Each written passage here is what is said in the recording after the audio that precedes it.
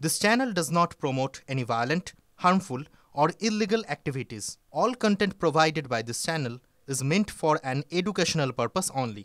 আর এবার যে খবর দেখাবো তাতে আমার আপনার সবার কিন্তু চিন্তা। বিহারের শিশু বাংলায় বিক্রি। এবার কি তাহলে শিশু পাচারেও বিহার কানেকশন?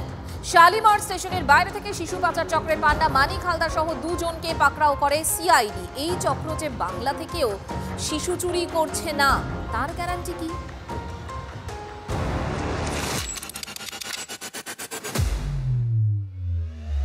গরু, কয়লা, পাথর, বালি এমন অনেক জিনিস পাচারের অভিযোগে তোলপাড় হয়েছে রাজ্য রাজনীতি। কিন্তু সদ্যজাত শিশু, হ্যাঁ ঠিকই শুনেছেন, নিঃশব্দে আমার আপনার অজান্তেই চারপাশ থেকে প্রতিদিন পাচার হয়ে যাচ্ছে একরত্তি শিশুরা। হাসপাতাল থেকে চুরি করে চড়া দামে বিক্রি হয়ে যাচ্ছে সদ্যজাত। আন্তঃরাজ্য শিশু পাচার চক্রের পর্দা ফাঁস, সিআইডির জালে পাচার চক্রের পান্ডা। রবিবার গোপন সূত্রে খবর পেয়ে শালিমার রেল স্টেশনে অভিযান চালায় সিআইডি। সেখান থেকে শিশুসহ দুজনকে গ্রেফতার। উদ্ধার হয় দুদিনের সদ্যজাত কন্যা। বিহার থেকে লক্ষাধিক টাকায় সদ্যজাতকে কিনে এনেছিল অভিযুক্তরা। শিশুসহ স্টেশন থেকে হাতে নাতে সিআইডির জালে মানিক হালদার ও মুকুল সরকার। গ্রেফতারের পর শিশু পাচার চক্রের পান্ডা মানিক হালদার বলে, এনআরআই আনতে বলে এনআরআই ধরে রেখেছে, কি করব? এনআরআই শিশু আনতে বলে এনআরআই ধরেছে, কি করব? এনআরআই রিকোয়েস্ট করেছে, আমার ঘরে বাচ্চা নাই, এনে দিন, আমি 7 বছর বিবাহিত, আমাকে বাচ্চা এনে দিন। যেই নিয়ে এসছে এনআরআই পুলিশ সেজে ধরেছে। সিআইডির ডিএ স্পেশাল প্রণতি সাহার নেতৃত্বে একটি বিশেষ টিম গঠন করা, একটি বিশেষ দল গঠন করা হয়। যে দলটি ওত পেতেছিল এই শালিমার স্টেশন সংলগ্ন এলাকায়। যখন ট্রেন থেকে তারা নামে তখনই তাদেরকে হাতে নাতে পাকড়াও করা হয়। ন্যাশনাল ক্রাইম রেকর্ডস ব্যুরো বা এনসিআরবির রিপোর্ট অনুযায়ী 2018 থেকে 2022 পর্যন্ত দেশে 10,659টি মানব পাচারের অভিযোগ দায়ের হয়েছে। 29,682 জনকে পাচারের অভিযোগ সামনে এসেছে। আর পশ্চিমবঙ্গে সিআইডি সূত্রে খবর, ধৃতদের জেরা করে চাঞ্চল্যকর তথ্য হাতে এসেছে। গত 2.5 বছরে শুধু এ রাজ্যেই 50টির বেশি শিশু বিক্রির ঘটনা ঘটিয়েছে এই চক্র। 50টির বেশি শিশু বিক্রির সঙ্গে সদ্য ধৃত চক্রের পান্ডা মানিক হালদার জড়িত। কোথা থেকে শিশুদের কেনা হতো, কিভাবে চলতো শিশু বিক্রির কারবার? মানিক মুকুল একা নাকি পিছনে আরও বড় ষড়যন্ত্র? খতিয়ে দেখতে বুধবার দ্রুত মানিককে নিয়েই বিহারে সিআইডি। ক্যামেরায় সুদেবের সঙ্গে সুজয় পালের রিপোর্ট, TV9 বাংলা। বাজারে যেমন শাকসবজি, মাছ, চাল, ডাল কিনতে পাওয়া যায়, ঠিক তেমনই বিক্রি হচ্ছে শিশুও। রেড কার্ডও রয়েছে 3 থেকে 12 লক্ষ টাকা। রবিবার শালিমার রেল স্টেশন থেকে শিশু পাচার চক্রের পান্ডাকে ধরেছে সিআইডি। তাদের জেরা করে বিস্ফোরক সব তথ্য সামনে আসছে। সিআইডির তদন্তে আন্তঃরাজ্য শিশু বিক্রির কারবার দিনের আলোয় চলে এসেছে। শালিমার রেল স্টেশন থেকে গত রবিবার গ্রেফতার হয়েছে মানিক হালদার ও মুকুল সরকার। সিআইডি সূত্রে খবর, শিশু পাচার তদন্ত এগোতেই একের পর এক চাঞ্চল্যকর তথ্য সামনে আসছে। জানা গিয়েছে, অর্ডার নিয়ে শিশু বিক্রির কারবার চলত। ধৃত মুকুল সরকারকে স্ত্রী পরিচয় দিয়েই পাচার চক্র চালাতো মানিক। সিআইডি সূত্রে খবর, মানিককে জেরা করে জানা গিয়েছে, শিশু বিক্রির ক্ষেত্রে নির্দিষ্ট দর বাঁধা ছিল। 3 থেকে 12 লক্ষ টাকায় শিশু বিক্রি হতো। ধাপে ধাপে চলত এই বিক্রির কারবার। সূত্রের খবর, ফেসবুকের মাধ্যমে দম্পতিদের সঙ্গে যোগাযোগ রাখত মানিক মুকুল জুটি। জানা গিয়েছে, সোশ্যাল মিডিয়ায় দম্পতির সঙ্গে যোগাযোগ রাখত চক্র। পুত্র নাকি কন্যা সন্তান, দম্পতিদের সেটা জানাতে হতো। সেই মতো শিশু বিক্রির দর ঠিক হতো। দর চূড়ান্ত হলে অর্ধেক টাকা নগদে আগাম দিতে হতো। ফেসবুকের মাধ্যমে শিশু বিক্রির অর্ডার হতো। আর এখানেও বিহার যোগ। সিআইডি সূত্রে খবর, কলকাতায় বসে শিশুদের পাচার করে আনা হতো বিহার থেকে। দম্পতিরা প্রথমে অর্ধেক টাকা পেমেন্ট করতেন, তারপরই অর্ডার নিত মানিক মুকুল জুটি। এরপর বিহারের শিশু পাচার চক্রের পান্ডাদের সঙ্গে যোগাযোগ করত মানিক। বিহার থেকে সদ্যজাত কিনে কলকাতায় আনা হতো। তারপর বাকি টাকা নিয়ে দম্পতির হাতে শিশুকে তুলে দেওয়া হতো। সেই সূত্রেই তাদের কাছে যে খবর, যে বিহারের একাধিক নার্সিংহোম এই চক্রের সঙ্গে যুক্ত। এবং এই মানিক মূলত বিহার থেকে যে সমস্ত বিহারের বিভিন্ন নার্সিংহোম থেকে শিশু কিনে নিয়ে আসতো এবং কিনে নিয়ে আসে এ রাজ্য তথা দক্ষিণ ভারতেও বিক্রি করতো। এক কথায় আন্তঃরাজ্য শিশু পাচার চক্রের রমরমা কারবার। তাই চক্রের শিকড়ের খোঁজে বুধবার ধৃত মানিক হালদারকে বিহার নিয়ে গিয়েছে সিআইডি। কারণ তদন্তকারীরা জানতে চাইছেন, কোথা থেকে শিশু চুরি বা কেনা হয়েছে, বিহারের কোন হাসপাতাল বা নার্সিংহোম এর সঙ্গে জড়িত, কাদের কাছে বাচ্চা বিক্রি করেছে মানিকরা। মানিক ও মুকুল কি একাই কারবার চালাতো, নাকি শিশু বিক্রির পিছনে রয়েছে আরও বড় চক্র? সিআইডি আধিকারিকরা আপাতত এই সব প্রশ্নের উত্তর খুঁজছেন।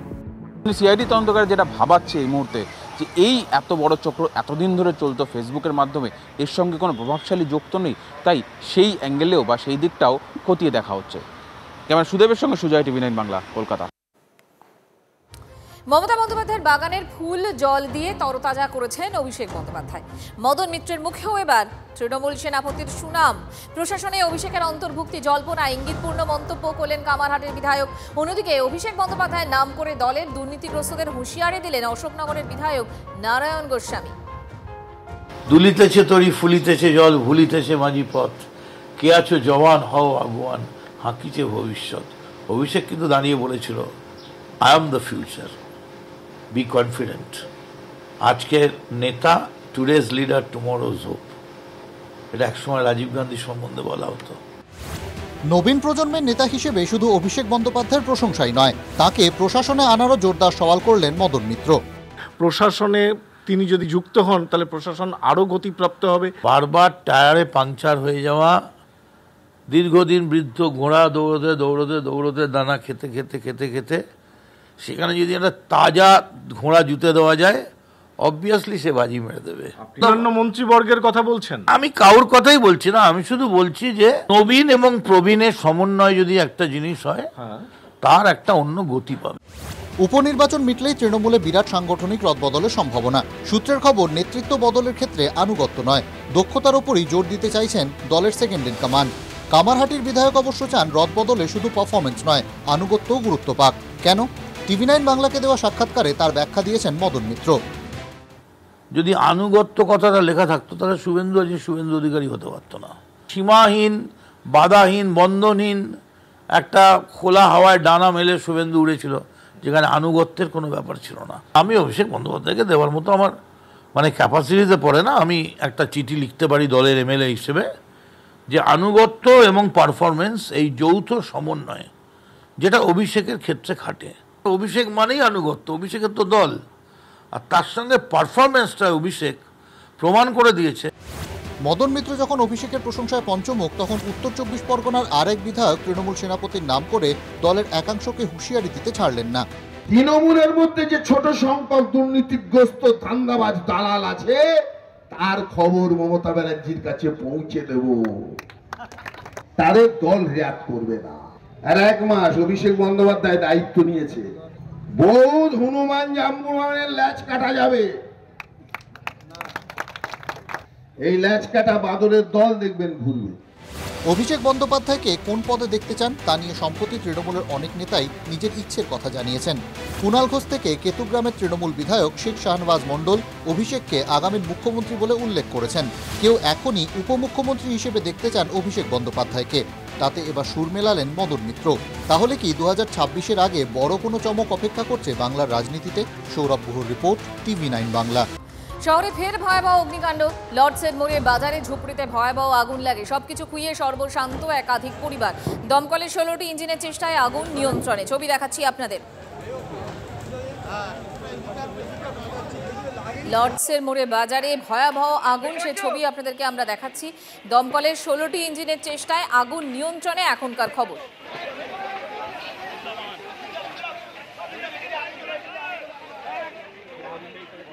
লর্ডসের মোড়ে একেবারে পাশে, এবং এই লর্ডসের মোড়ের কিন্তু এই জায়গাটাতেই আগুন লাগে। এবং স্থানীয় সূত্র থেকে যেটা জানা যাচ্ছে, এখানে একটি গ্যারেজ ছিল যেখানে 4 চাকা গাড়ি এবং বাইক সারাই করা হতো। প্রথমে সেই গ্যারেজে আগুন লাগে এবং তারপরেই কিন্তু সেই আগুন ধীরে ধীরে ছড়িয়ে পড়ে আশেপাশের প্রায় 20 থেকে 25টি দোকানে, এবং ইতিমধ্যেই কিন্তু প্রত্যেকটি দোকান পুরোপুরিভাবে ভস্মীভূত হয়ে গেছে। প্রথম অবস্থায় যখন আগুন লাগে, স্থানীয় মানুষজন আগুন নেভানোর কাজ করতে গেলেও আগুন নেভানো যায়নি। পরবর্তীকালে ফায়ার ব্রিগেডকে খবর দেওয়া হয়। ঠিক দুপুর 3টে নাগাদ এই আগুন লাগে। যখন এই আগুন লাগে সেই সময় কিন্তু যথেষ্ট পরিমাণে উত্তেজনা ছড়ায়। প্রাথমিক যেটা অনুমান, কোনো একটি বাড়িতে রান্না হচ্ছিল এবং সেখান থেকেই কিন্তু আগুন লাগে। এক কথায় বলা যায় যে কলকাতায় কিন্তু ফের অগ্নিকাণ্ড, এবং এই অগ্নিকাণ্ডে কিন্তু বেশ কিছু মানুষজন ঘরছাড়া। লর্ডসের মোড় থেকে দীপঙ্করের সঙ্গে সৌভিক সরকার, TV9 Bangla. Fire is totally under control. Fire brigade has done a splendid job. আপনারা দেখতে পাচ্ছেন এখানে একটা টোটালি কি বলবো টেম্পোরারি স্ট্রাকচার টাইপের ঘরগুলো ছিল। রেসিডেন্সিয়াল এরিয়া থেকেই স্টার্ট করেছে ফায়ারটা, তারপরে সেটা সামনের দিকে কমার্শিয়াল পোর্শনে স্প্রেড করেছে। ফায়ারে কোনো ইনজুরি নেই, কোনো লেন ডেডিকেটেড নেই যে দমকল বাহিনী ওই লেন ইউজ করে আসবে। নর্মাল ট্রাফিক যে লাইনে চলে সেই লাইন ধরেই দমকল বাহিনীকে এগোতে হয়। দমকল বাহিনীর কোনো টেন্ডেন্সি থাকে না যে ফায়ারে আমি লেট পৌঁছাবো। আমার ঘর, দোকান সব ডকুমেন্টস সব কিছু নেই, সব চলে গেছে স্যার। একটা কিছু এই তো তিনটের সময় লেগেছে। হ্যাঁ কি দিয়ে লেগেছে অতটা আমরা দেখতে পাইনি, আমরা খেয়ে দিয়ে সবে শুতে গেছি। তার মধ্যে আমাদের বাচ্চারা বলছে মা আগুন লেগে গেছে তাড়াতাড়ি বেরো।